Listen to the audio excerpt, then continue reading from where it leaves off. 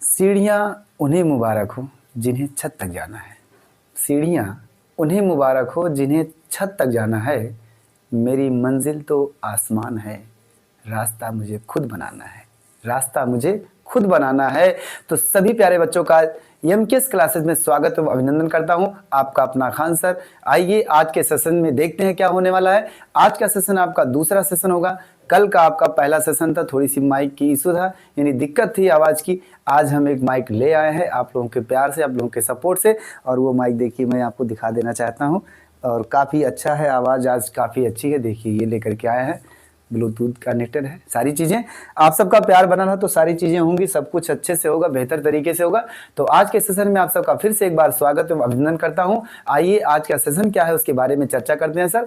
आज का दूसरा सेशन होगा, यानी दूसरा लेक्चर होगा। आपका जो अध्याय चल रहा था हेलो एल्केन हेलो एरीन, उसका आज का लेक्चर होगा दूसरा। उस दूसरे लेक्चर में हम चर्चा करने के वाले हैं, जहां तक कल हुआ था उसके आगे हम चर्चा करेंगे। और उसके आगे का टॉपिक क्या है आपका कि थोड़ा सा वर्गीकरण है, उसके बाद आईयूपीएसी नाम, उसके बाद आपके हेलो एल्केन बनाने की विधि, यानी मेन पॉइंट आपका होगा हेलो एल्केन बनाने की विधि। आइए बात करते हैं सर, वो टॉपिक क्या है, शुरुआत करते हैं। तो चलिए शुरू करते हैं फिर से ईश्वर का नाम लेकर के और देखते हैं क्या होता है इसके आगे। कल हम लोग कहाँ तक थे, हेलो एल्केन हेलो एरीन, यानी उसका वर्गीकरण चल रहा था। और उस वर्गीकरण में हम पहुंच गए थे क्या, sp3CX आबंध युक्त यौगिक। उसमें आपका पहला पॉइंट जो हमने बताया था, यहां से लिख देते हैं भाई, आपका sp3CX आबंध युक्त यौगिक,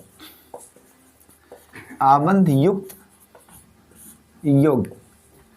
इसमें हम एक पहला पॉइंट चर्चा किए थे क्या सर, 1 डिग्री 2 डिग्री 3 डिग्री सारी चीजें हो गई थी। लेकिन इसमें दूसरा पॉइंट क्या होगा आपका, पहला पॉइंट क्या था, एल्किल हाइलाइट था। पहला पॉइंट क्या था सर, एल्किल हाइलाइट। ध्यान से सुनना, सारी चीजें बताएंगे हम। एल्किल हाइलाइट था। और इसका दूसरा पॉइंट जो होगा आपका, वो आपका होगा एलिलिक हाइलाइट। क्या, एलिलिक हाइलाइट। सर ये क्या है, एलिलिक। एलिलिक हाइलाइट जो हमारा होता है वो क्या होता है, जरा इसके बारे में देखो, एकदम आसान है ये भी आपका। एलिलिक हाइलाइट किसे कहते हैं, यानी ऐसे एल्किल हाइलाइट जिसमें कार्बन कार्बन द्विआबंध हो, उससे जुड़ा कार्बन sp3 संकरित का हो और उसी के साथ हाइड्रोजन परमाणु जुड़ा हो। क्या कहा सर आपने, यानी कार्बन कार्बन द्विआबंध और उससे जुड़ा कार्बन sp3 संकरित का हो और उसी के साथ हाइड्रोजन परमाणु अगर जुड़ा है तो वह यौगिक क्या होगा सर, एलिलिक हाइलाइट कहलाएगा या एलिलिक हाइलाइट। सर एग्जाम्पल क्या होगा सर, इसका एग्जाम्पल आपका प्यारा सा एग्जाम्पल है sir, CH2 double bond CH, यानी कि कार्बन कार्बन द्विआबंध। सर सिंगल बॉन्ड, ऐसा कार्बन जो sp3 संकरण का हो और उसके साथ अगर हाइड्रोजन जुड़ा हुआ है तो उसे हम बोलेंगे क्या, एलिलिक हाइलाइट। क्या बोलेंगे सर, एलिलिक हाइलाइट। बात को सुनना ध्यान से, कार्बन कार्बन द्विआबंध, उसके साथ जुड़ा कार्बन sp3 संकरण का, इसका संकरण अगर आपको देखना है तो इस हाइड्रोजन को दिखा दो ऐसे ऐसे करके। ये देखो 4 sigma bond, 1 sigma bond, 2 sigma bond, 3 sigma bond, कल हमने डिस्कस किया था इसके बारे में। 4 सिग्मा है तो 4 सिग्मा बॉन्ड अगर है तो इसका संकरण जो होगा वो क्या होगा, sp3 संकरण होगा, यानी sp3 संकरण होगा। सर sp3 संकरण है, इस वजह से इस यौगिक को बोलेंगे एलिलिक हाइलाइट और ये भी होना चाहिए आपका। तो ये एग्जाम्पल किसका है सर, एलिलिक हाइलाइट का, सीधी सीधी बात है। इसके आगे क्या होगा, दूसरा बेंजिलिक हाइलाइट। क्या, दूसरा आपका आता है बेंजिलिक हाइलाइट, यानी तीसरा पॉइंट आपका बेंजिलिक हाइलाइट। बेंजिलिक हाइलाइट, ध्यान से सुनना, बेंजिलिक हाइलाइट क्या होता है। बेंजिलिक हाइलाइट में आपका देखिए, यहां भी आपका वही बात होगी कि बेंजीन रिंग के साथ जुड़ा कार्बन sp3 संकरण का हो और उसके साथ आपका क्या, हाइड्रोजन परमाणु जुड़ा होना चाहिए। क्या कहा सर आपने, फिर से एक बार, बेंजीन रिंग के साथ कार्बन जुड़ा हो, उस कार्बन का संकरण sp3 हो और उसी कार्बन के साथ क्या जुड़ा हो, आपका हाइड्रोजन परमाणु अगर जुड़ा है तो उसको बोलेंगे हम क्या, बेंजिलिक हाइलाइट। सर कैसे, देखो एग्जाम्पल में, इसमें कोई ज्यादा बड़ा एग्जाम्पल नहीं आएगा। आपके सामने एक बेंजीन रिंग है, बेंजीन रिंग के साथ क्या है, एक कार्बन जुड़ा होगा जिसका संकरण क्या होगा, sp3 यानी CH2 लिखा जाएगा और बगल में हाइड्रोजन। अब ये यौगिक जो हमारा होगा वो बेंजिलिक होगा। देखिए बेंजिल आपका जब होता है, जब बेंजीन के साथ एक कार्बन जुड़ जाए तो उस कार्बन के कारण उस यौगिक को, उस बेंजीन को हम बेंजीन नहीं बोलेंगे, बेंजिल बोलेंगे, अर्थात बेंजिलिक। तो बेंजिलिक हमारा आया क्यों? क्योंकि इसके साथ डायरेक्ट कार्बन जुड़ा है, इस कार्बन का संकड़ भी sp3 होगा और इसके साथ हाइड्रोजन परमाणु जुड़ा है, तो इस यौगिक को बेंजिलिक हाइलाइड बोलेंगे। ये हो गया सर बंटवारा किसके कारण? sp3 संकृत युक्त यौगिक आपका। अगला क्या होगा? sp2 संकृत युग, उसमें क्या आएगा आपका? वाइनिलिक आएगा और एरिल आएगा, केवल दो लोग आएंगे, वाइनिलिक और एरिल आएंगे। वाइनिलिक क्या होता है उसके बारे में बात करते हैं, पहले इतनी स्क्रीनशॉट ले लो, उसके बाद हम आगे चलते हैं। सर इतनी बातें आपको अगर समझ में आ गई है तो बहुत अच्छी बात है, कमेंट कर देना फटाफट तुरंत, ताकि आपकी सारी चीजें क्या है क्लियर होते जाए खूब अच्छे तरीके से, कोई भी डाउट आपके दिमाग में नहीं रहना चाहिए, ये मेरा वादा है। हम ये वादा करते हैं आपके साथ सारी चीजें खूब आसान तरीके से चर्चा करेंगे, सब कुछ होगा, कोई रोक नहीं सकता है। आइए देखते हैं क्या होगा सर, इसको नोट करो जल्दी से। हाँ नोट हो गया, स्क्रीनशॉट हो गया, चलिए बहुत अच्छी बात है, स्क्रीनशॉट हो गया। कमेंट करते रहना, क्योंकि कल का कमेंट हमने आप लोगों का पढ़ा था, बहुत ही अच्छा कमेंट था, बहुत प्यार आया, और ऐसे ही आप लोग हमारा साथ देते रहें, क्योंकि कल के कमेंट को देख करके हम बहुत खुश हुए। थोड़ी सी दिक्कतें थी लेकिन आप लोग बहुत प्यार से पढ़ाई किए और कमेंट भी अच्छा किए हैं। थोड़ी सी इशू थी कैमरे में, या नहीं दिखाई दिया, यहाँ से नीचे कभी लिख दिया मैंने, कुछ बच्चे कहें सर थोड़ी सी वॉइस में प्रॉब्लम थी, तो वॉइस के लिए आज तो शायद बेहतर हो गया है, क्योंकि आज हम वॉइस माइक लेकर के आए हैं। आपकी सारी प्रॉब्लम, सारी समस्याएं धीरे धीरे करके दूर हो जाएंगी, बस आपका सपोर्ट, आपका प्यार ज़रूरी है, ऐसे ही बनाए रखना। और कमेंट,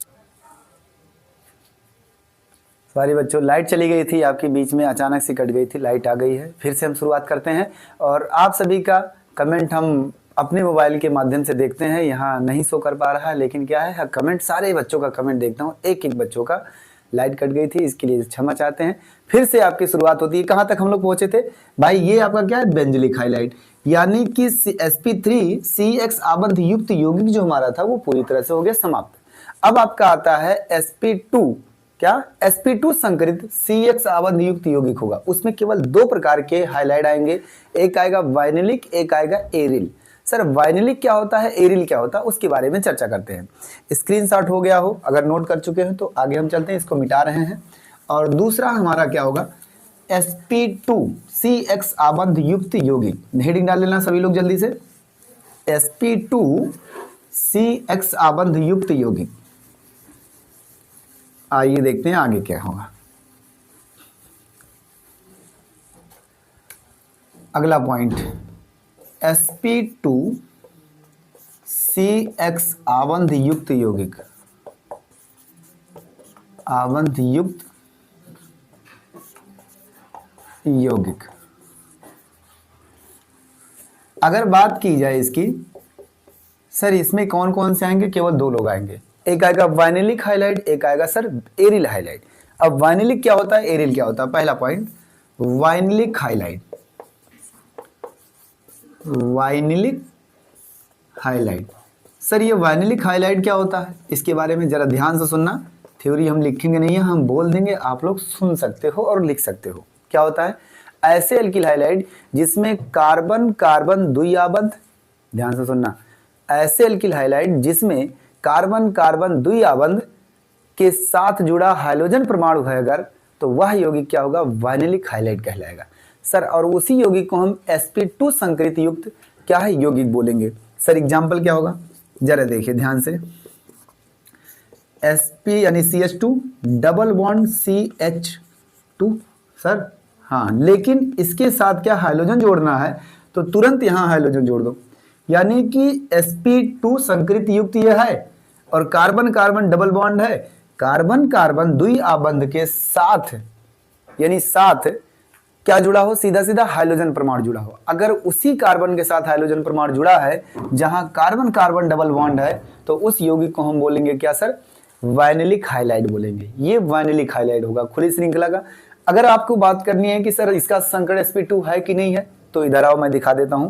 देखो, अगर इसकी H को ऐसे नीचे करके दिखा दें, हमने क्या कहा था संकट चेक करने के लिए? सिग्मा बंधों को काउंट कर लो, क्या सर, सिग्मा बंधों को काउंट कर लो, इतना आसान। हाँ, एक सिग्मा, दो सिग्मा, यहाँ डबल बॉन्ड है तो इसका मतलब एक पाई और एक सिग्मा। सर ये भी पता है, छोटी क्लास में बताया गया होगा आपको कि जहाँ डबल बॉन्ड होगा वहाँ एक सिग्मा होता है, एक पाई होता है। जहाँ ट्रिपल बॉन्ड होता है वहाँ क्या सर, एक सिग्मा दो पाई होता है। जी हाँ, तो यहाँ क्या सर, दो बॉन्ड है इसलिए एक पाई एक सिग्मा। तो सिग्मा काउंट करो, केवल एक सिग्मा, दो सिग्मा, तीन सिग्मा है। यानी इस कार्बन के पास तीन सिग्मा बॉन्ड है, और जब तीन सिग्मा बॉन्ड होगा तो संकरण क्या होगा सर, sp2 संकरण होगा। और sp2 संकरण होने की वजह से इस यौगिक को हम बोलेंगे क्या सर, sp2 संकरित युक्त यौगिक है। और इसे वाइनेलिक क्यों बोलेंगे, क्योंकि कार्बन कार्बन डबल बॉन्ड तुरंत है। बस कार्बन कार्बन अगर डबल बॉन्ड है और उसी के साथ हाइड्रोजन परमाणु जुड़ा है तो सीधा सीधा हम बोलेंगे उसे क्या, उसे बोलेंगे वाइनेलिक हाइलाइड। बस सर दूसरा क्या होगा, दूसरा आपको यहां दिखाते हैं, एरिल हाइलाइड। क्या सर, एरिल हाइलाइड। ये क्या होता है sir, aryl halide. Aryl halide में आपको सीधा सीधा ये बोलना है सर, बेंजीन रिंग होगा, उस बेंजीन रिंग के साथ सीधा सीधा आपका क्या हो, हाइड्रोजन परमाणु जुड़ा होगा तो उसे बोलेंगे हम क्या सर, एरिल हाइलाइड। बस बेंजीन रिंग के साथ डायरेक्ट क्या हाइड्रोजन परमाणु अगर जुड़ा है तो बोलेंगे क्या सर, एरिल हाइलाइड। जैसे आपके सामने बेंजीन है, बेंजीन, बेंजीन के साथ क्या हाइड्रोजन परमाणु, यानी यहां भी क्या है, कार्बन कार्बन डबल बॉन्ड होगा, और कार्बन कार्बन डबल बॉन्ड के साथ ये जो कार्बन होगा इसका संकरण sp2 होगा, और उस संकरण sp2 वाले कार्बन के साथ हाइड्रोजन परमाणु जुड़ा है, इस वजह से बोलेंगे क्या सर, इसे क्या है, एरिल हाइलाइड। और इसके अंतर्गत माना जाएगा, क्यों, क्योंकि इसका भी संकरण sp2 ही आ रहा है। कैसे आ रहा है सर, उसको दिखा दीजिए। देखो यहाँ कार्बन है, यहाँ कार्बन है, आपको ये पता है, इस कार्बन के पास देखो कितना सिग्मा बॉन्ड बना रहा है सर, एक सिग्मा यहाँ बना रहा है, एक सिग्मा यहाँ बना रहा है, एक सिग्मा यहाँ बना रहा है। यह कार्बन तीन सिग्मा बॉन्ड बना रहा है, और तीन सिग्मा बॉन्ड को हम कहते हैं सर क्या, सीधा सीधा sp2 संकरण है। क्या बोलेंगे, sp2 संकरण। इसका मतलब सर ये यौगिक जो है इसका यौगिक है, और इसे एरिल क्यों बोलेंगे, क्योंकि एरोमेटिक हमारा रिंग है, बेंजीन है, इस वजह से इसे एरोमेटिक या एरिल हाइलाइड बोलेंगे। ये हो गया बंटवारा खत्म। अब आपका आता है IUPAC नामकरण कि सर IUPAC नाम कैसे लिखते हैं। बहुत सिंपल है सर, बहुत आसान है। इधर आओ, इतनी बातें समझ में आ गई। अगर इतनी बातें समझ में आ गई तो स्क्रीनशॉट लेते हैं, उसके बाद हम दोबारा चलते हैं इसके साथ में। नोट हो गया, हाँ सर। अब हम बात करते हैं IUPAC नामकरण, यानी एल्किल हाइलाइडों का IUPAC नामकरण। जल्दी से देखो, बहुत आसान ये होगा। IUPAC नाम भी आप क्या है, एक सेकंड में लिखना सीखोगे सर, एक सेकंड में। सेकंड में सर पहले पॉइंट समझते हैं। IUPAC नामकरण, IUPAC नामकरण किसका होगा सर, एल्किल हाइलाइड का होगा। किसका, एल्किल हाइलाइड का। ध्यान देना, जो हम अध्याय पढ़ रहे हैं उसी का IUPAC नामकरण करेंगे, बाकी और किसी का नहीं करेंगे। तो सुनिए, IUPAC नाम लिखने के लिए आपको पॉइंट क्या क्या चाहिए। सबसे पहली बात तो यह है कि सबसे लंबी श्रृंखला का चुनाव करना है सर। दूसरी बात क्या होगी, लंबी श्रृंखला का चुनाव करने के बाद सर अंकन करना है। अंकन का मतलब होता है कार्बन की संख्या को दर्शाना।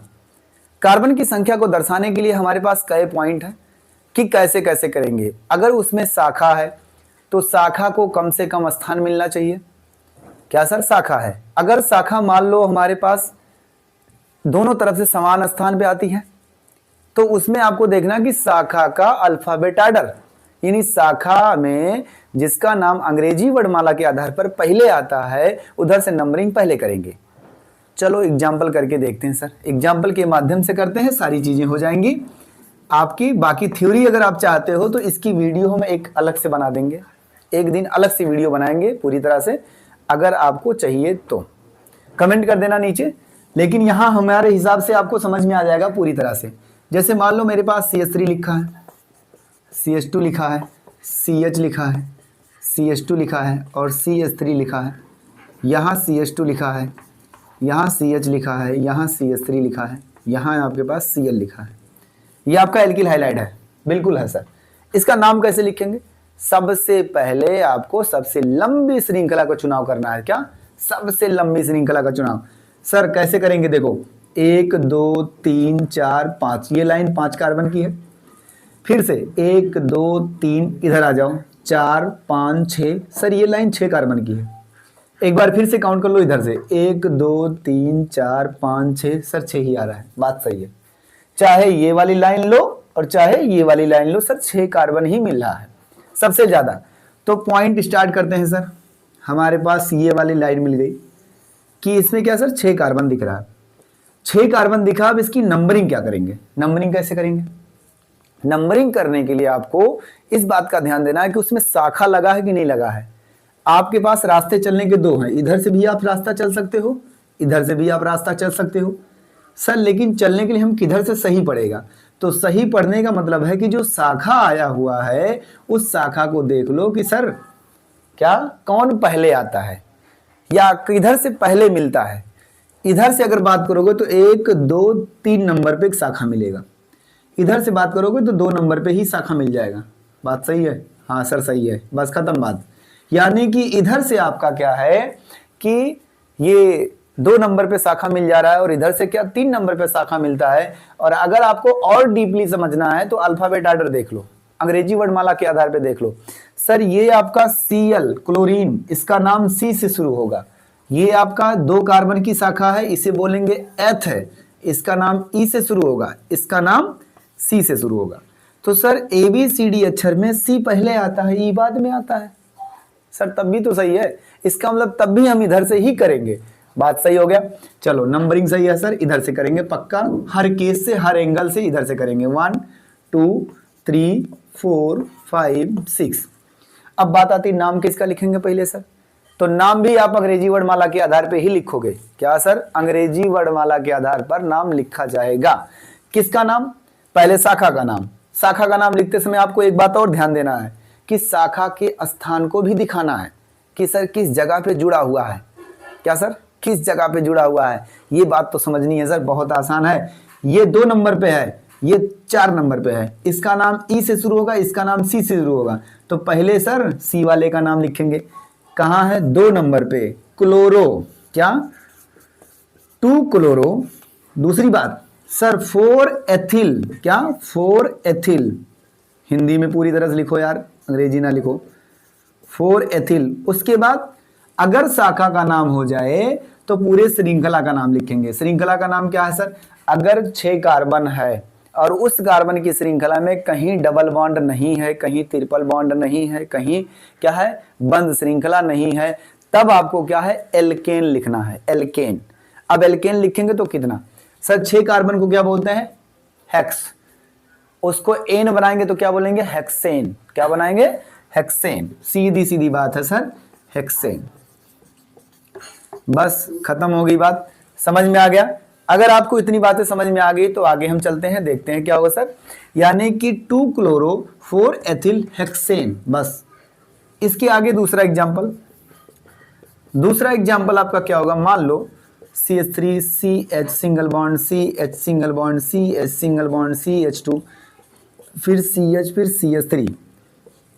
यहां तेल लगा दो क्या सर? CH3 लगा दो, यहां आप Cl लगा दो, यहां आप क्या है Br लगा दो, यहां आप क्या है फ्लोरीन लगा दो। मान लो लगा दिया सर, सब लगा दिया, ढेर सारे शाखा हैं, लेकिन इसमें सब अलग अलग है। जरा ध्यान से देखना, सबसे लंबी श्रृंखला आपका तो यही होगा क्योंकि कार्बन की संख्या आपकी सेम मिलेगी। इधर से भी 1 2 3 4 5 6 7 यहां भी मिलेगा, 7 यहां भी मिलेगा।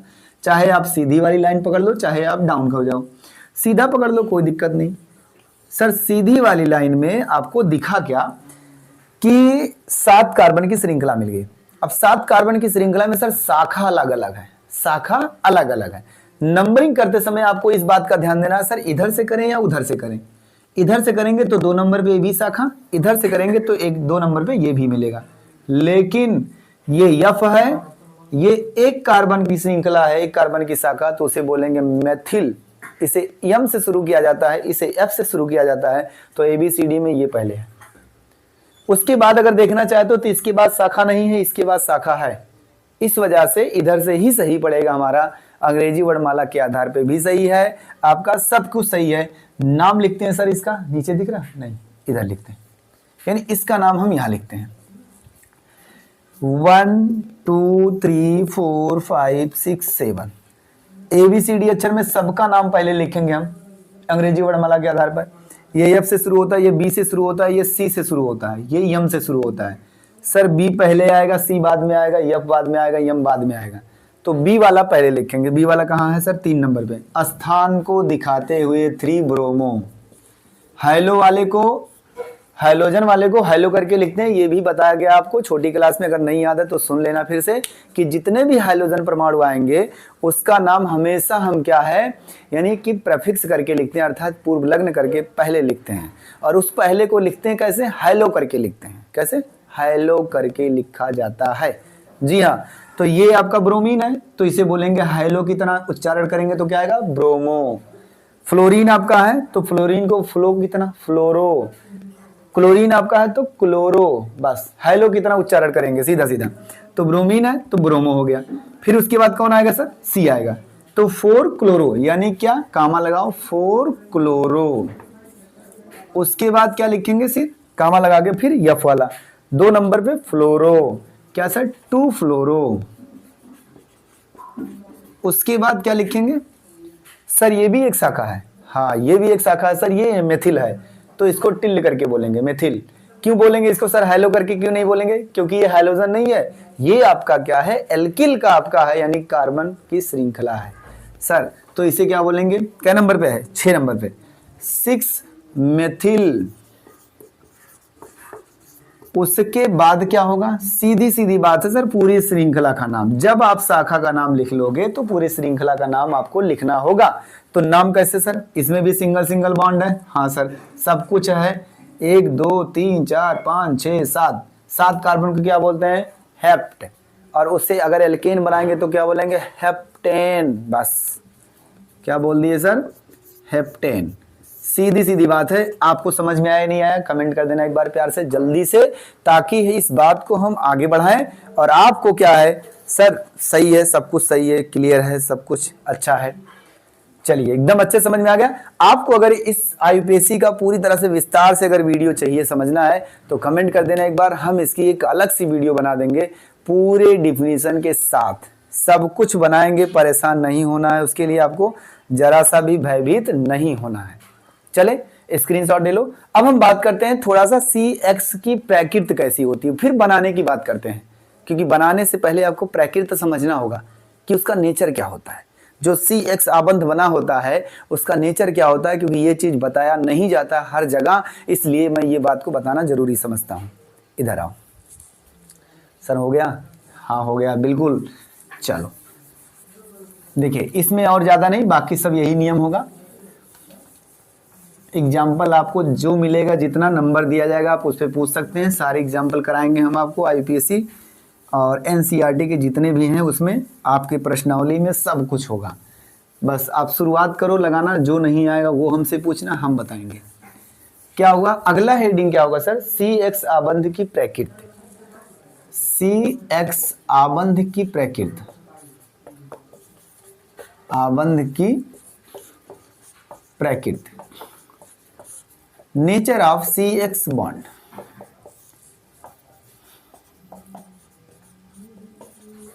Nature of CX bond.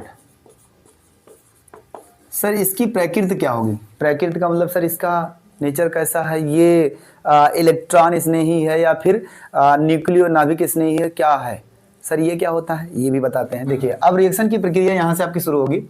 जब भी आपके सामने कोई भी, मान लो ये आपका कोई एल्किल समूह था जिसके पास ये कुछ भी जुड़ा हो सकता है, कार्बन जुड़ सकता है, हाइड्रोजन जुड़ सकता है, कुछ भी जुड़ सकता है, लेकिन उसके साथ हाइड्रोजन जुड़ा है। अब हाइड्रोजन में केवल इन्हीं दोनों की प्रकृति देखनी है, बाकी इधर की नहीं देखनी है। इधर कुछ भी जुड़ा हो आपके पास, A B, इधर मान लो D जुड़ा है, कुछ भी जुड़ सकता है, लेकिन हमें इन दोनों की प्रकृति देखनी है। सर इन दोनों की प्रकृति क्या होगी? प्रकृति में ये कौन पॉजिटिव होगा, कौन नेगेटिव होगा, उसी के हिसाब से आप बताओगे इलेक्ट्रोफिलिक, उसी के हिसाब से आप बताओगे न्यूक्लियोफिलिक। सर बात कैसी होगी? देखो, ये हाइड्रोजन है। हाँ सर, हाइड्रोजन में कौन कौन आता है आपको पता है? फ्लोरीन आता है, क्लोरीन आता है, ब्रोमीन आता है, सर आयोडीन आता है। ठीक, ये पता है। अब जरा सोचना ध्यान से कि कार्बन की तुलना में ये सभी जो हैं इनकी विद्युत ऋणात्मकता ज्यादा है या फिर कम है? विद्युत ऋणात्मकता का मतलब होता है इलेक्ट्रॉन लेना। जो इलेक्ट्रॉन जल्दी लेगा उसकी विद्युत ऋणात्मकता यानी इलेक्ट्रोनेगेटिविटी आपकी क्या होगी, ज्यादा होगी। सर हमें पता है, ये बहुत आसान है, कार्बन की तुलना में हाइड्रोजन की विद्युत ऋणात्मकता क्या होती है, ज्यादा होती है। लिख लेना, अगर ना याद हो तो लिख लेना वहीं, कार्बन की तुलना में हाइड्रोजन परमाणुओं की विद्युत ऋणात्मकता अधिक होती है। बस सर जब अधिक होगी तो इसका जो लोन पेयर वाला इलेक्ट्रॉन ये पूरा है, यानी बॉन्ड का जो इलेक्ट्रॉन होगा, बॉन्ड पेयर, उस इलेक्ट्रॉन का आकर्षण इसकी तरफ होगा। किसकी तरफ, हाइड्रोजन की तरफ। क्यों, क्योंकि हाइड्रोजन परमाणु हमारा जो है वो कार्बन की तुलना में इलेक्ट्रॉन को खींचने वाला है, अर्थात इलेक्ट्रॉन को लेने वाला है। तो इसका जो इलेक्ट्रॉन होगा वो पूरा का पूरा इसकी तरफ मूव करेगा, मतलब जाने का महसूस करेगा। क्या है, आकर्षण उसका कहां होगा, हाइड्रोजन की तरफ होगा। तो जब हाइड्रोजन की तरफ होगा तो ये परमाणु अपने आप में कैसा महसूस किया, निगेटिव, और ये परमाणु कैसा महसूस किया, पॉजिटिव। बस यानी नेचर दिख गया सर, ये पॉजिटिव वाला है, ये निगेटिव वाला है। पता चला सर ये पॉजिटिव ये निगेटिव, तो दिख करके बताया, संकेत बता दिया। नाम क्या होगा इसका, नाम नहीं बताया जाता जल्दी, सुनो मैं बताता हूं।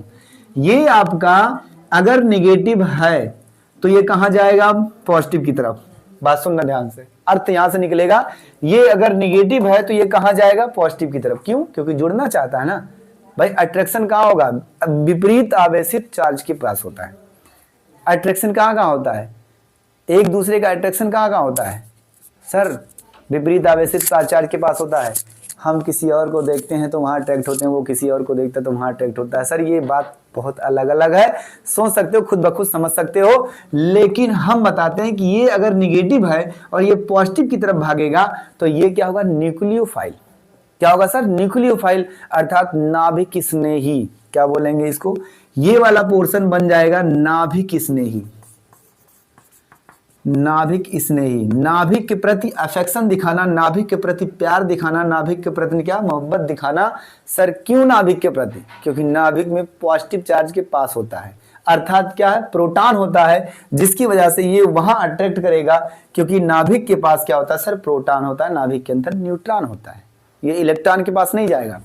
अच्छा ये कहां जाएगा, अब तो समझ में आ गया होगा सर, ये इलेक्ट्रॉन के पास जाएगा। इसका मतलब ये इलेक्ट्रॉन से मोहब्बत करेगा, और इलेक्ट्रॉन से मोहब्बत करेगा तो इसे बोलेंगे इलेक्ट्रोफाइल, अर्थात हिंदी में इलेक्ट्रॉन स्नेही। इलेक्ट्रॉन के साथ स्नेह दिखाना, इलेक्ट्रॉन के साथ मोहब्बत दिखाना, प्यार दिखाना, इसलिए बोलेंगे इसे क्या सर, इलेक्ट्रॉन स्नेही। ओहो इतना आसान, हाँ यही बात आपको इलेक्ट्रॉन ग्राही भी लिखा रहता है, नाभिक स्नेही भी लिखा रहता है, नाभिक ग्राही भी लिखा, सारी चीजें लिखी रहती है। इसको बोलेंगे इलेक्ट्रोफिलिक, इलेक्ट्रोफिलिक, और इसे बोलेंगे न्यूक्लियोफिलिक, न्यूक्लियोफिलिक। बस यानी कि CX आबंध का जो प्रकृत हुआ वो पता चला कि सर हाइड्रोजन परमाणु हमारा नाभिक स्नेही की तरह व्यवहार करेगा, और कार्बन परमाणु जो हमारा होगा वो सर इलेक्ट्रॉन स्नेही की तरह व्यवहार करेगा। बस अब इसके आगे आपका रिएक्शन होगा बनाने की विधि, कि सर हाइड्रोजन में क्या जोड़े या फिर एल्केन में क्या जोड़े कि हमारे पास एल्किल हाइलाइड बन जाए। आओ दिखाते हैं। इतनी बातें अगर आपको समझ में आई तो कमेंट कर देना एक बार प्यार से। आपको फिर से मैं बता देता हूं कि CX आबंध की प्रकृति आपको यह पता चला कि ये इलेक्ट्रोनेगेटिविटी अर्थात विद्युत ऋणात्मकता ज्यादा होने की वजह से इसका इलेक्ट्रॉन इधर की तरफ मूव करेगा, इसलिए ये पार्ट आपका, ये पूरा परमाणु अपने आप में नेगेटिव महसूस करेगा, यानी इलेक्ट्रॉन ले रहा है, कर्जा ले रहा है, इसलिए ये पूरा परमाणु क्या है, ऋणात्मक वाला होगा। और ये इलेक्ट्रॉन जा रहा है इधर से, यानी इलेक्ट्रॉन दे रहा है, तो ये धनी हो गया, इस वजह से ये धनायन महसूस करेगा, ये ऋणायन महसूस करेगा। और जब ऋणायन और धनायन बन जाएगा तब इसका नाम बन जाएगा क्या सर, नाभिक स्नेही। क्यों, क्योंकि ये अब जाना चाहता है धन की तरफ, और जो आपका ये पॉजिटिव बना है ये अब जाना चाहता है ऋण की तरफ।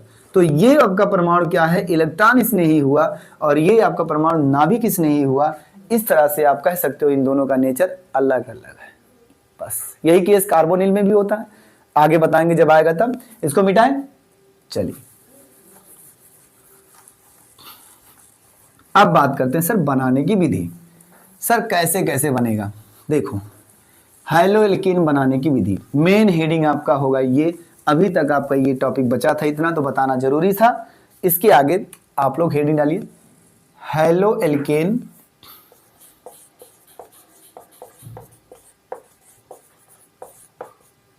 हेलो एल्केन बनाने की विधि, बनाने की विधि, इसे एनसीईआरटी में कहा जाता है हेलो एल्केन का विरेचन। क्या?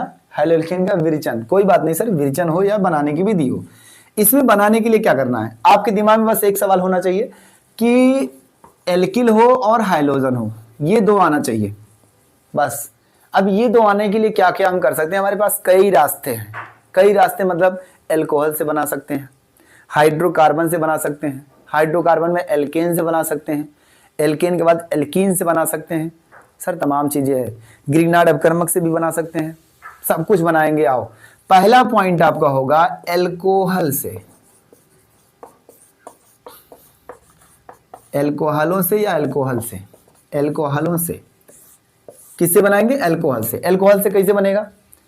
कोई भी एल्कोहल हो, कोई भी एल्कोहल हो, वैसे तो ज्यादातर प्राथमिक एल्कोहल होता है, लेकिन एल्कोहल अगर हमारा है तो उसकी क्रिया आप क्या है एल्किल हाइलाइड के साथ ना करा करके देखिए, अम्ल हाइलाइड, अम्ल हाइलाइड का मतलब HCl हो सकता है, HBr हो सकता है, ये हो सकता है, फास्फोरस हाइलाइड हो सकता है, थायोनिल क्लोराइड हो सकता है। ये तीन चीज ऐसे हमारे हैं जिनके साथ अगर एल्कोहल की क्रिया कराई जाए तो वो सीधा सीधा आपका क्या देगा? एल्किल हाइलाइड देगा। सर कैसे?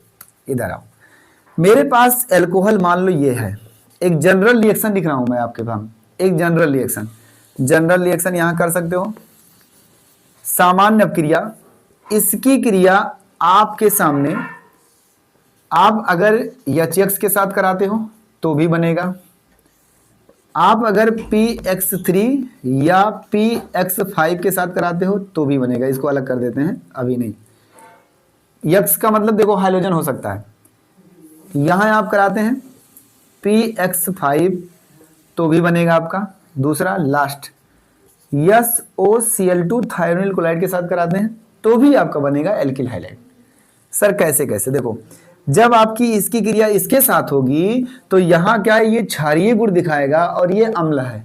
यक्स, यक्स का मतलब कुछ भी हो सकता है, क्लोरीन हो सकता है, फ्लोरीन हो सकता है, ब्रोमीन हो सकता है, आयोडीन हो सकता है। बात को सुनना ध्यान से, गलतियां करना मत, ये बात आपको हर जगह नहीं बताई जाएगी। बात यह है कि सर इसकी क्रिया अगर इसके साथ होती है पहले पॉइंट में तो ये आपका क्षार, ये आपका अम्ल, अम्ल देगा H+, क्षार देगा OH-, क्या बन जाएगा सर? H2O। और जब H2O निकल जाएगा तो ये हाइड्रोजन इसके साथ जुड़ जाएगा, यानी कि कार्बन के साथ अर्थात एल्किल परमाणु के साथ हाइड्रोजन परमाणु जुड़ जाता है तो बनता क्या है सर? सर बनेगा R और X, प्लस करके क्या देगा? पानी। ये क्या, इतना आसान? इतना आसान। यानी जब इसकी क्रिया इसके साथ होगी तो ये हाइड्रोजन परमाणु इसको लेकर के पानी बना लेगा और ये हाइड्रोजन परमाणु इसके साथ जुड़ जाता है। इस तरह से आपका आएगा RX, ये बन गया एल्किल हाइलाइड। इसमें आते हैं सर, इसमें भी वही काम होगा। इसमें आपका हाइड्रोजन परमाणु के द्वारा ये पूरा हाइड्रोक्साइड अलग होगा और ये आपका यहां आकर के जुड़ेगा, यानी RX बना। सर दूसरी बात, इसका पूरा हाइड्रोजन इसको निकालेगा, यानी इसका पूरा हाइड्रोजन क्या इसके साथ क्रिया करेगा तो ये 3 बार निकलेगा। अब देखो 3 बार का मतलब ये 3 बार अगर हाइड्रोजन है तो यहां 3 लगाना पड़ेगा, या 3 बार निकलेगा।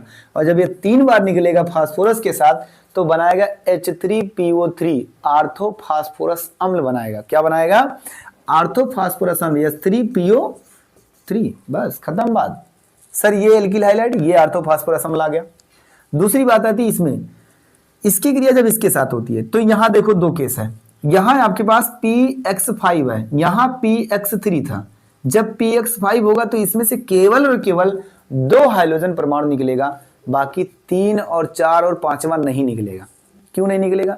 क्योंकि फास्फोरस की वैलेंसी 5 है तो 5 वैलेंसी रहेगी, और यहां भी आपकी फास्फोरस की 5 वैलेंसी है।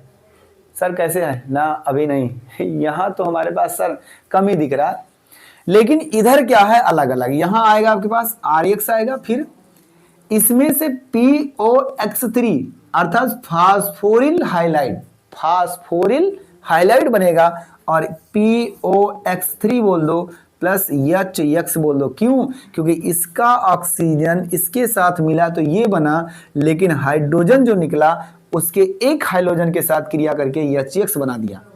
बस, यानी बना क्या सर? RX और फास्फोरिल हाइलाइड और हाइड्रोजन हाइलाइड। सर इसमें क्या होगा, इसमें तो सीधा सीधा सल्फर डाइऑक्साइड निकलेगा। ये देखो R आएगा Cl आएगा, यहाँ X की जगह पे Cl है, आप X लगा सकते हो, ऐसी बात नहीं। देखो आप अगर X लगाओगे तो कोई दिक्कत नहीं है, आप X लगा दो, X लगाओगे तो X आ जाएगा। सर दूसरा क्या आएगा, जब भी आप देखना सल्फर ऑक्सीजन तो ये ऑक्सीजन सल्फर डाइऑक्साइड बना देगा, और दूसरा जो एक हाइड्रोजन है वो एक हाइड्रोजन हाइड्रोजन के साथ मिलकर के HX बना देगा। क्या आपको दिख रहा है, समझ में आया? यानी ये पॉइंट नीचे जो मैंने लिखा वो मैं बोल दे रहा हूं, RX बनेगा, सल्फर डाइऑक्साइड गैस बनेगी और हाइड्रोजन हाइलाइड बनेगा। अब ये हाइड्रोजन जो हमारा है ना, वो हाइड्रोजन आपका क्या क्या हो सकता है, ज्यादातर आपका क्लोरीन और ब्रोमीन होगा, क्लोरीन और ब्रोमीन, ये दो चीज होता है। इस बात को ध्यान देना, इसमें आपके जो भी हैं आपके पास यक्स, उसमें से आपका क्लोरीन और या तो ब्रोमीन आएगा, और जहां क्लोरीन जहां ब्रोमीन आएगा वही जगह यहां भी आएगी क्लोरीन ब्रोमीन। तो बना कि नहीं बना हाइलाइट? अब इसका एक अलग से रिएक्शन देख लेते हैं इधर। अगर आपको समझ में आ गया तो आगे चलते हैं हम। बहुत ही आसान तरीके से सर ये क्लियर हुआ कि इसमें अल्कोहल की क्रिया अगर हम हाइड्रोजन हाइलाइट के साथ कराते हैं, फास्फोरस ट्राई हाइलाइट के साथ कराते हैं, फास्फोरस पेंटा हाइलाइट के साथ कराते हैं, थायोनिल हाइलाइट के साथ कराते हैं, तो सर सबके साथ कराने से एल्किल हाइलाइट बनेगा। क्या? एल्किल हाइलाइट बनेगा, एल्किल हाइलाइट बनेगा, एल्किल हाइलाइट बनेगा, एल्किल हाइलाइट बनेगा। सर सबके साथ बनेगा। हाँ, बगल में क्या निकलेगा? सर इसमें अम्लीय और क्षारीय क्रिया होगा, पानी निकलेगा। यहां सर अम्ल की क्रिया हो रही है तो फास्फोरस अम्ल बनेगा, फास्फोरस, ना कि फास्फोरिक, फास्फोरस अम्ल। यहां 5 बांड है, इस वजह से क्या सर, यहां फास्फोरिल हाइलाइट बनेगा, और यहां क्या सर, सल्फर डाइऑक्साइड गैस और हाइड्रोक्लोरिक अम्ल यानी हाइड्रोजन हाइलाइट।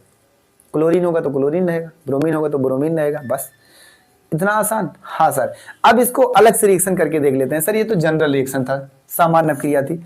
इतना अगर आपको समझ में आ गया तो हम आगे चले जल्दी से। क्या आपको समझ में आ गया?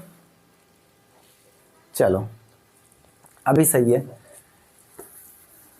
देखो अब इसका स्क्रीनशॉट अगर हो गया आपके पास तो हम बात करते हैं सर इसका जनरल रिएक्शन क्या होगा। सर जनरल हो गया सर, अब इसको दिखा दीजिए सर रिएक्शन करके मैकेनिज्म के साथ देखोगे। चलो देख लो, मान लो मेरे पास एथिल अल्कोहल है, इस एथिल अल्कोहल की क्रिया हाइड्रोजन क्लोराइड के साथ कराते हैं। क्या सर? हाइड्रोजन क्लोराइड के साथ कराते हैं, तो क्रिया होगा तो कैसे होगा? सीधी सीधी बात है, ये जो क्लोरीन आपका है, ये क्लोरीन पहली बात तो H+ को निकालेगा, तो H+ जब निकालेगा तो H+ इसके साथ आएगा। देखो इसकी क्रिया कुछ ऐसी होगी, हम आपको पहले रिएक्शन करके दिखा देते हैं, फिर आपको मैकेनिज्म बताते हैं। ये आपका आएगा ऐसे करके यौगिक, लेकिन सर इसका क्रिया विधि क्या होगी, मैकेनिज्म क्या होगा? आओ, क्रिया विधि क्या होगी? क्रिया विधि में आपके सामने जो अल्कोहल है, उस अल्कोहल में देखना ध्यान से, जो H+ आया है और Cl-, ये अम्ल है, यहां से H+ होगा और Cl- होगा, बिल्कुल सही है।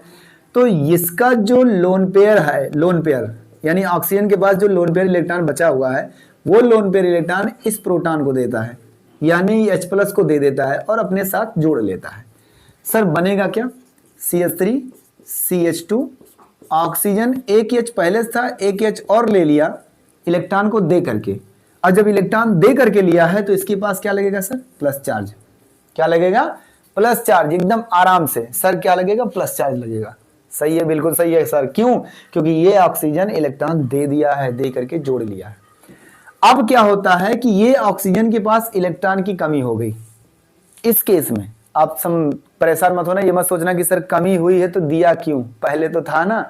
देता इसलिए क्योंकि रूप बदल जाए, नया रूप बदलने के लिए, नया यौगिक बनाने के लिए ये काम होता है। तो सर इसके पास अब इलेक्ट्रॉन की कमी है, अब ये इलेक्ट्रॉन कहां से लेगा? अब कहोगे सर जो दिया वो ले ले, नहीं, जो दिया वो दे देगा तब तो वही बन जाएगा। नया करना है ना। इधर आओ, ये कार्बन को देख रहा है बगल में, कार्बन ऑक्सीजन की तुलना में क्या होता है कि कार्बन हमारा कम विद्युत ऋणात्मकता है इसकी तुलना में, यानी ऑक्सीजन की ऋणात्मकता अधिक है कार्बन की तुलना में, तो इसका जो यहाँ का इलेक्ट्रॉन है वो पूरा इलेक्ट्रॉन इधर शिफ्ट हो जाएगा खट्ट से, और जब इधर शिफ्ट हो जाएगा तो इसके पास बन जाएगा प्लस चार्ज, यानी कि अगले स्टेप में आपका आ जाएगा CH3 CH2, यहाँ आएगा प्लस चार्ज और पानी बनकर बाहर हो गया हाँ सर। लेकिन अब इसके पास कौन आएगा, अब ये टकटकी लगा के बैठा देख रहा है, क्लोरीन क्या है देख रहा है ऐसे टुकुर टुकुर, तो कहेगा टुकुर टुकुर देखते हो क्या, कहेगा जुल्फे तेरी चेहरा तेरा। जैसे देखा प्लस चार्ज वैसे ये अटैक कर गया खट से, सर तुरंत करेगा, तुरंत 1 2 3 कर दिया, और करने के बाद इसके पास नया आएगा प्रोडक्ट क्या, CH3 था क्या सर, CH3 CH2, और इनके बगल में क्या आ जाएगा सर Cl, क्योंकि इलेक्ट्रॉन था इसके पास, इसको इलेक्ट्रॉन दे करके आपस में बॉन्ड बना लिए, और जब बॉन्ड बना लिए तो बन गया क्या सर एल्किल हाइलाइड, और साथ ही साथ क्या निकला था सर पानी। तो आया कि नहीं आया बताओ। ये मैकेनिज्म आपका एकदम आसान तरीके से सर हुआ ऐसे है। अब यहाँ चाहे ब्रोमीन हो, चाहे आयोडीन हो, चाहे फ्लोरीन हो, जो मर्जी वो हो, सबका सब एल्कोहल यही आएगा। अच्छा बात आती है सर इसमें एल्कोहल, मान लो अगर हम 2 डिग्री वाला एल्कोहल ले ले, 3 डिग्री वाला एल्कोहल ले ले, 4 डिग्री वाला, सर 4 डिग्री नहीं होगा, झूठ ना बोलिए, 3 डिग्री होगा खाली। 3 डिग्री एल्कोहल लेते हैं, 2 डिग्री लेते हैं और 1 डिग्री, तो कौन क्रिया सबसे पहले करेगा?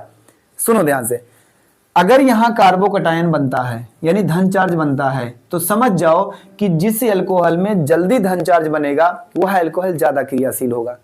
अब वो धन चार्ज कैसे पता चलेगा? जिस एल्कोहल का धन चार्ज अधिक अस्थाई होगा वो एल्कोहल अधिक क्रियाशील होगा। सर पता कैसे चलेगा? अस्थाई क्या है? इधर अस्थाई का मतलब होगा जिस एल्कोहल में कार्बन की डिग्री ज्यादा होगी, जहां धन चार्ज बनता है, क्या जहां धन चार्ज बनता है उस धन चार्ज वाले की कार्बन की डिग्री अगर ज्यादा है तो वह धन चार्ज वाला एल्कोहल क्या होगा सर? अधिक अस्थाई होगा, अधिक क्रियाशील होगा। अब आओ समझा देते हैं इसको, यहां से देख लेते हैं, नोट में लिख लो आप। मान लो हमारे पास एक CH2OH 1 डिग्री वाला एल्कोहल, RCH इधर भी R लगा दो, ये OH, ये 2 डिग्री वाला एल्कोहल, RC इधर भी R और इधर भी R, सिंगल बॉन्ड OH। ये आपका क्या है? 3 डिग्री वाला एल्कोहल।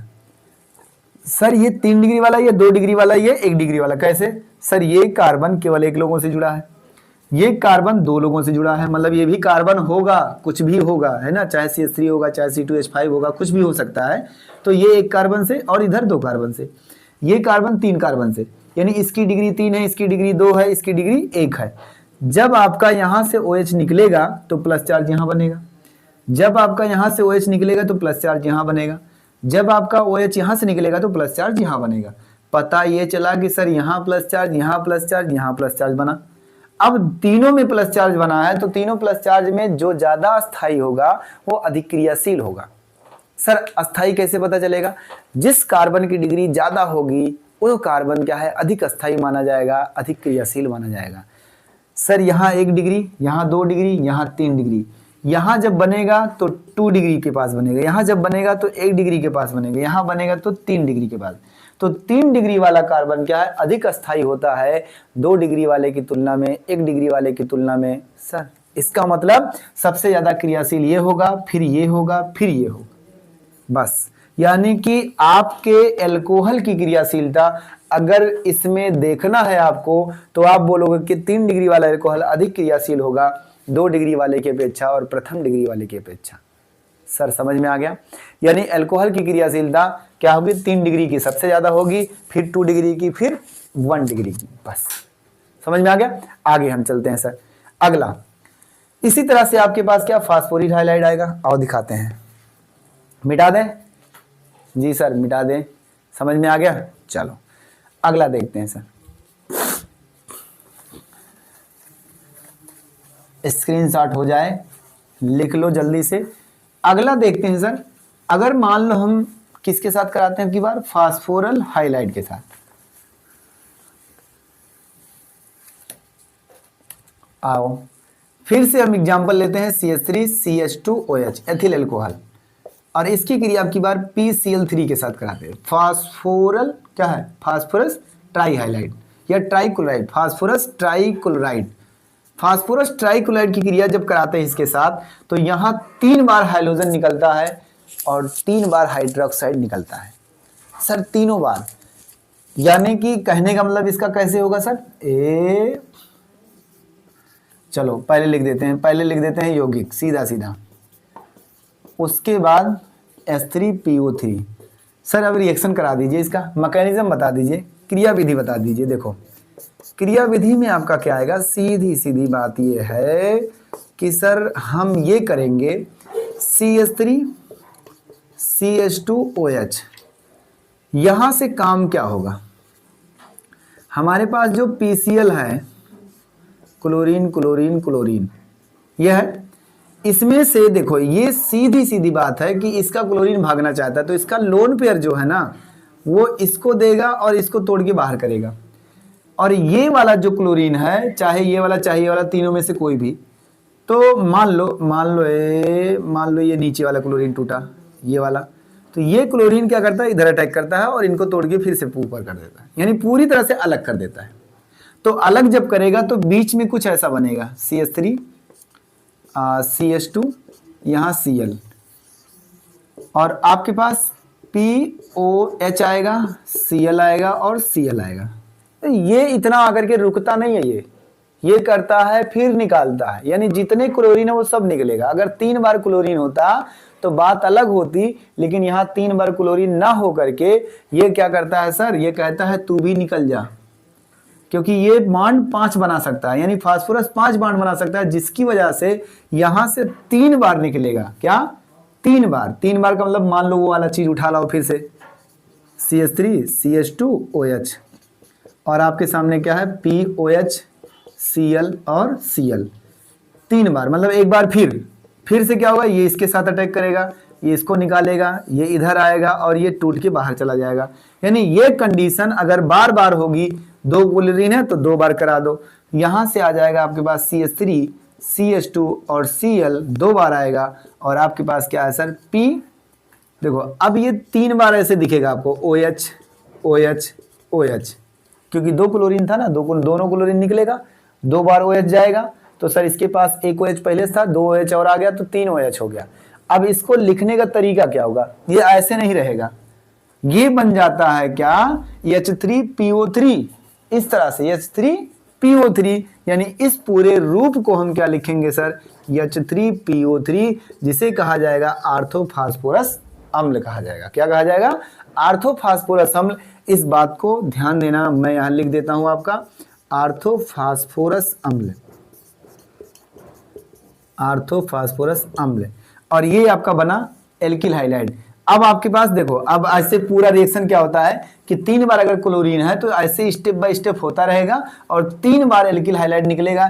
इसलिए इस रिएक्शन को अगर आप बैलेंस करना चाहते हो तो यहाँ 3 लगा दो और यहाँ 3 लगा दो, बैलेंस हो जाएगा। ये आपकी क्रिया विधि है। इस तरह से आपका बना क्या, एल्किल हाइलाइड। तो ये आपकी क्लास की क्या है, आखिरी लेक्चर आज का, और इसी के साथ सर हम समाप्त करते हैं। लेकिन इसके बाद आपका क्या होगा, बनाने की विधि भी होगी उसके आगे, यानी इसके आगे अभी क्या बनाना है आपको इसके आगे हाइड्रोकार्बन के जरिए, जहां आपका क्या है एल्कीन के माध्यम से आता है, और उसमें आपका क्या है मार्कोनी का नियम लगता है, बहुत इंपॉर्टेंट है, सबसे ज्यादा इंपॉर्टेंट ये आपका है, इसी में आपका क्या है मिलेगा। तो आगे का रिएक्शन हम कल बताएंगे, यानी अगली वीडियो में बताएंगे। तो आज के लिए इतना ही। आज की क्लास कैसी लगी एक बार कमेंट कर देना। आप सबका प्यार बहुत ज़रूरी है, और अभी तक जो बच्चे नहीं जानते उन सभी बच्चों को आप जल्दी से जल्दी क्या है बता दो कि खान सर केमिस्ट्री की क्या है रिवीजन स्टार्ट कर चुके हैं, और हम एक नए सिरे से नए उम्मीद के साथ फिर से तैयारी करते हैं, और देखते हैं बोर्ड पेपर में अब की बार क्या होता है, और वही होगा जो हर साल होता है। हम वादा किए हैं तो पूरा करेंगे। बस आपका प्यार और आपकी सपोर्ट की बहुत ज़रूरत है, क्योंकि हमें आपने अगर स्टार्ट करना क्या है मोटिवेट कर दिया है, तो आप क्या है इसी मोटिवेशन के साथ लगे रहिए, ताकि हमने जो शुरुआत किया है वो अंत तक पहुंचा दें, अपने क्या है लक्ष्य तक पहुंच जाए। इस लाइन को मैं फिर से बताना चाहता हूं, जो पहली लाइन मैंने बोला था कि सीढ़ियां उन्हें मुबारक हों जिन्हें छत की ज़रूरत है। सीढ़ियाँ उन्हें मुबारक हो जिन्हें छत की ज़रूरत है। हमारी मंजिल तो आसमान है, हमें रास्ता खुद बनाना है, हमें रास्ता खुद बनाना है। इसी के लिए हम आपके साथ हैं और आप हमारे साथ हैं, हमेशा रहेंगे ऐसे ही। और पूरी उम्मीद के साथ, पूरी ईमानदारी के साथ आपकी तैयारी होगी और अच्छे से होगा। बेस्ट ऑफ लक, बेस्ट विशेष। क्या सर, धन्यवाद, गुड बाय, गुड नाइट।